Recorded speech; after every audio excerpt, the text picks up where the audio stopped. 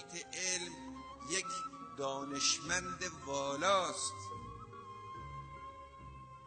اون خطبه‌ای که فاطمه زهرا در مسجد مدینه بعد از رحلت پیغمبر ایراد کرده است، خطبه‌ای است که به گفته علامه مجلسی بزرگان فصحا و بلغا و دانشمندان باید بنشینند کلمات و عبارات این خطبه را معنا کنند.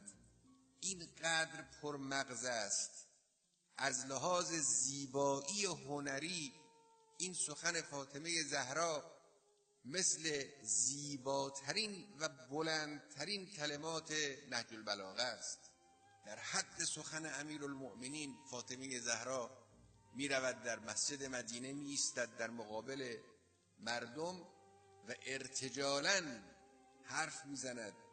شاید 1 ساعت صحبت کرده است با بهترین و زیباترین عبارات و زبده ترین و گزیده ترین معانی. قدیمی ترین دانشگاه اسلامی در دنیای اسلام مربوط به قرن 3 و 4 به نام فاطمه زهراست. همین دانشگاه معروف الازهر در مصر که از نام فاطمه زهرا گرفته شده است. اون روز به نام فاطمه زهرا دانشگاه درست می‌کردند خلفای فاطمی که در آنجا حکومت می‌کردند و شیعه بودند. قرن‌هاست که شیعه سعی کرده است معرفت به حق این بزرگوار پیدا کند. این یک مسئله. یک مسئله دیگه این است که ما از همه ستارگان باید راه را بیاموزیم و به نجم هم یهتدون. انسان عاقل اینجوریست، از ستاره باید استفاده کرد. ستاره در آسمان است، می‌درخشد.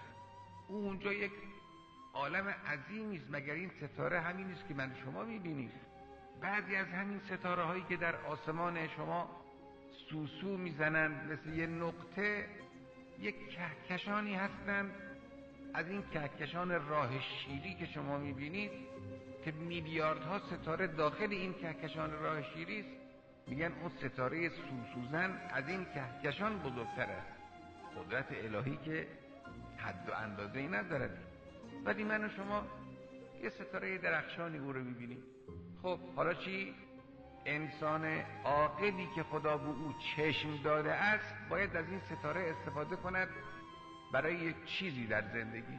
حالا قرآن میگوید و من نجم هم یهتدون، راه رو پیدا میکنند.